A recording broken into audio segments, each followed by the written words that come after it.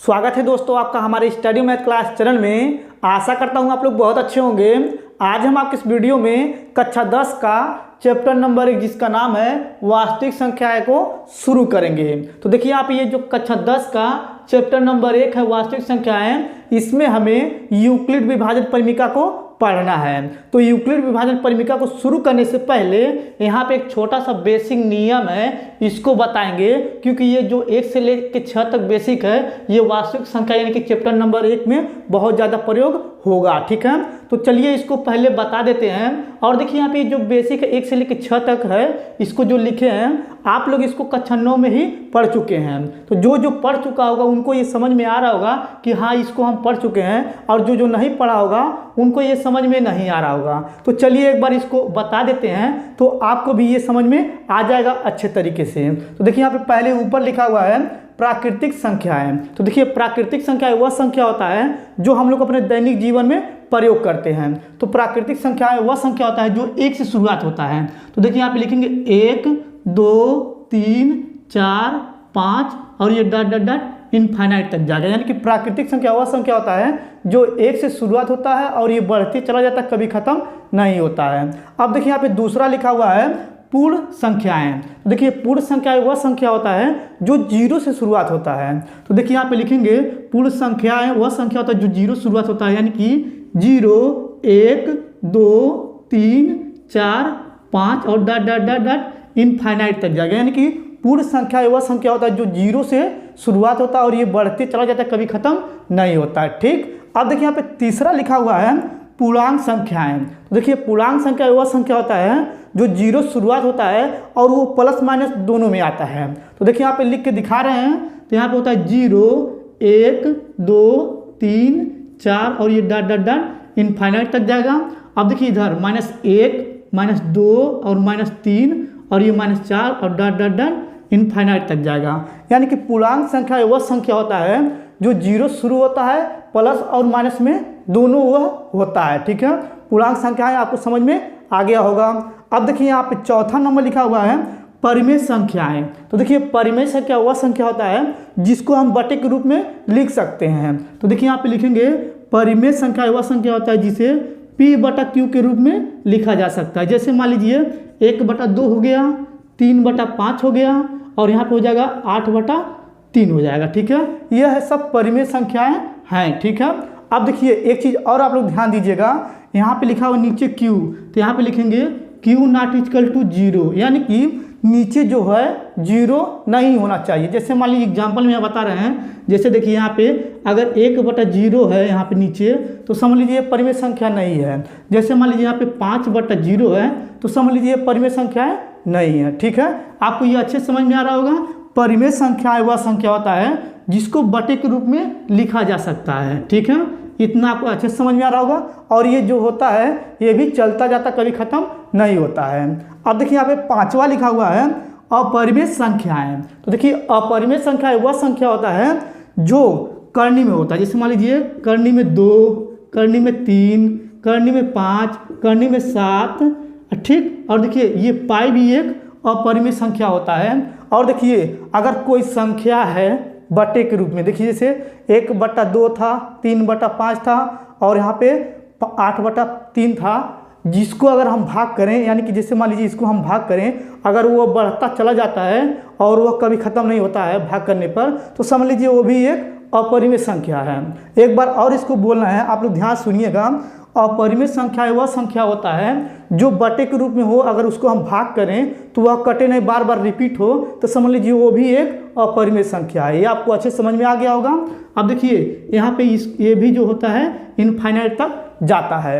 अब देखिए यहाँ पे नीचे लिखा हुआ है वास्तविक संख्याएं। तो देखिए वास्तविक संख्याएं वह संख्या होता है जो परिमेय और अपरिमेय दोनों से मिलके बना होता है। देखिए यहाँ पे लिख दे रहे हैं वास्तविक संख्याएं वह संख्याएं होते हैं जो परिमेय, लिखेंगे यहाँ पे परिमेय, ठीक, प्लस अपरिमेय। ठीक है, देखिए यहाँ पे लिख रहे हैं जो परिमेय और अपरिमेय से मिलके बना होता है। वास्तविक संख्या वह संख्या होता है जो परिमेय और अपरिमेय से दोनों मिल के बना होता है। जैसे मान लीजिए 1/2 भी मिलेगा, 3/5 भी मिलेगा, इसमें करनी में 2 भी मिलेगा, करनी में 3 भी मिलेगा, यानी कि परिमेय और अपरिमेय दोनों मिलेगा।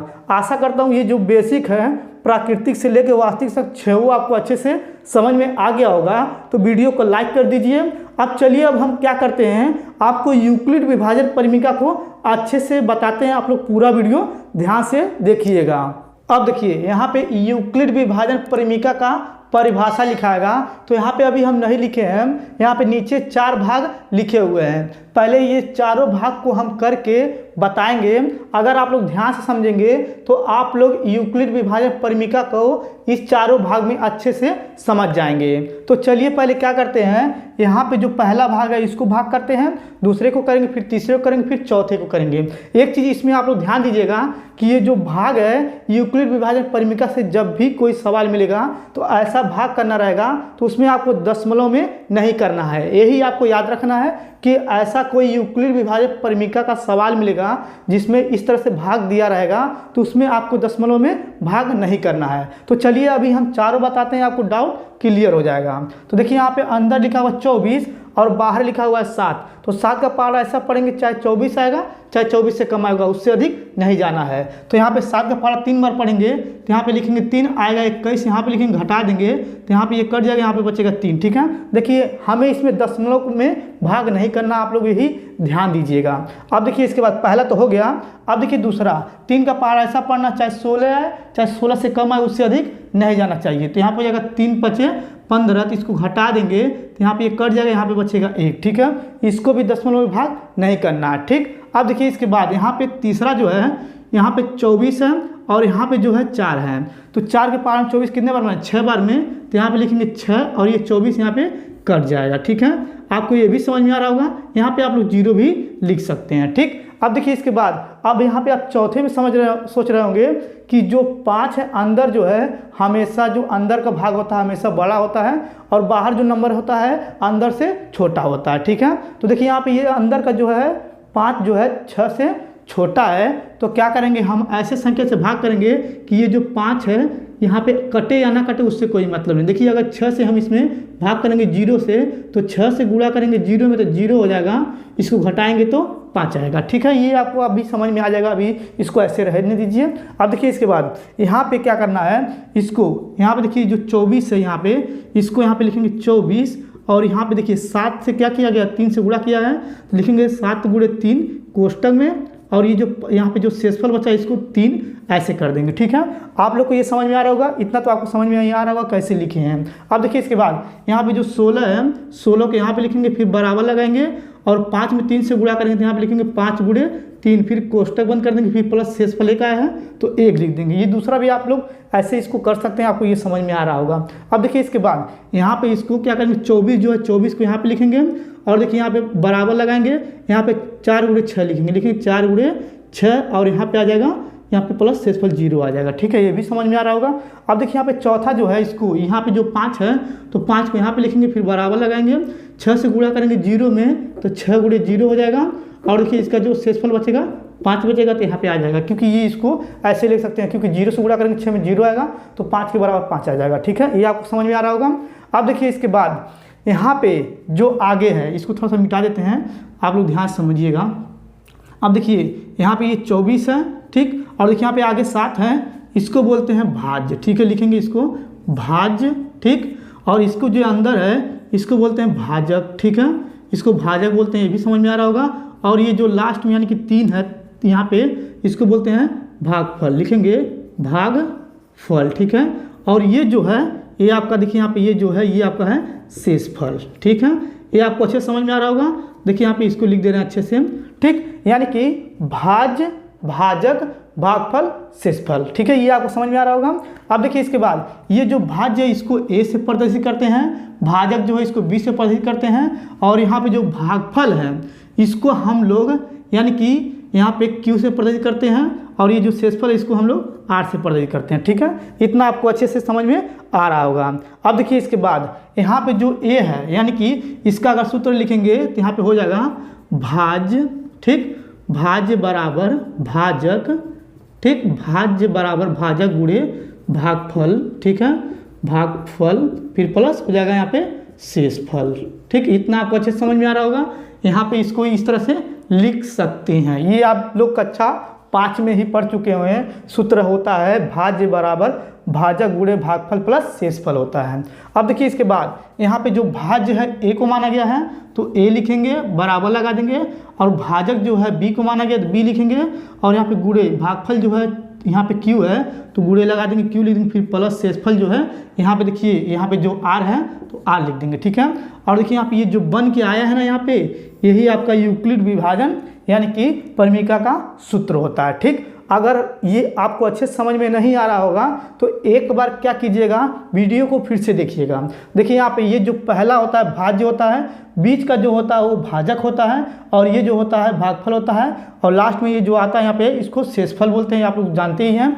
और इसको भाज को ए से प्रदर्शित करते हैं, भाजक को बी से प्रदर्शित करते हैं, और भागफल को क्यू से, और यहाँ पे शेषफल को आर से प्रदर्शित करते हैं। ठीक, अब देखिए यहाँ पे ये आपका जो सूत्र बना हुआ है भाज्य बराबर भाजक गुणे भागफल प्लस शेषफल। ठीक है, ये कक्षा 5 में पढ़ा गया है। और देखिए यहाँ पे भाज्य जो था ए था, यहाँ पे बराबर लगा देंगे, भाजक जो था बी था तो बी लिख देंगे, फिर गुणे भागफल जो था क्यू लिख देंगे, फिर प्लस यहाँ पे शेषफल जो था आर था। तो यही आपका यूक्लिड विभाजन परिमिका का सूत्र होता है। ठीक, अब देखिए यहाँ पे यूक्लिड विभाजन परिमिका का यहाँ पे परिभाषा लिख देते हैं, तब उसके बाद आपको हम बताते हैं।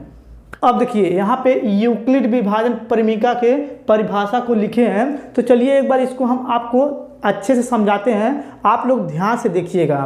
तो देखिए यहाँ पे लिखा हुआ है दो धनात्मक पूर्णांकों, यानी कि दो धनात्मक पूर्णांकों यानी कि ए और बी, यानी ए और बी का जो मान होना चाहिए प्लस में होना चाहिए। ठीक है, देखिए यहाँ पे लिखा हुआ धनात्मक मतलब प्लस। ठीक है, दो धनात्मक पूर्णांकों ए व बी, जैसे मान लीजिए यहाँ पे जो कोई ए का मान हो, मान लीजिए 9 है। ठीक है, और देखिए यहाँ पे बी का कोई मान है, मान लीजिए 12 है, तो दोनों क्या होगा, ये दोनों प्लस में होगा, यानी कि लिखा है ना दो धनात्मक पूर्णांक। ठीक है, ये आपको समझ में आ रहा होगा। अब देखिए इसके बाद यहाँ पे नीचे लिखा हुआ है दिए रहने पर ऐसी अद्वितीय पूर्ण संख्याएं P और Q विद्यमान है, यानी कि अगर A और B दोनों धनात्मक संख्या है तो समझ लीजिए जो Q और R का जो मान होगा इन दोनों से हमेशा छोटा होगा। तो चलिए यहाँ पे छोटा सा यहाँ पे करके बताते हैं, आपको समझ में आ जाएगा। यहाँ पे लिखा हुआ विद्यमान है ना, तो आपको समझ में आ जाएगा। देखिए यहाँ पे लिखेंगे, यहाँ पे भागा बनाएंगे, 9 को बाहर लिख देंगे, और देखिए 12 को अंदर लिखेंगे, और देखिए यहाँ पे Q और R का जो मान होगा A से और B से दोनों छोटा होगा। ठीक है, तो देखिए यहाँ पे हो जाएगा 9 1 कम 9, और यहाँ पे लिखेंगे 9 तो घटा देंगे तो यहाँ पे आ जाएगा 3, और देखिए यहाँ पे ये जो है, ठीक है, ये जो आपका है ये आपका Q है, और ये जो आपका है R है। तो देखिए यहाँ पे ये जो B का मान है और A का मान है। ठीक है, तो देखिए यहाँ पे A और B का मान दोनों धनात्मक है, और ये यहाँ पे लिखा है विद्यमान है, तो यहाँ पे या R से चाहे Q, यानी कि Q R दोनों से बड़ा है। ठीक है, और यही आपका यहाँ पे जो नीचे लिखे हुए हैं यही आपका यूक्लिड विभाजन परिमिका होता है। ठीक है, आपको ये पूरा यानी कि पूरा ये बेसिक जो है, पहला यानी कि जो प्राकृतिक संख्या वाला था, दूसरा यूक्लिड विभाजन का जो था, दोनों समझ में आ गया होगा। तो वीडियो को लाइक कर दीजिएगा आप लोग मेरे। और देखिए आपको हम अब क्या करेंगे, चैप्टर नंबर 1, ठीक है, क्या 1.1 के सभी क्वेश्चन कराएंगे अगले वीडियो में। तो धन्यवाद।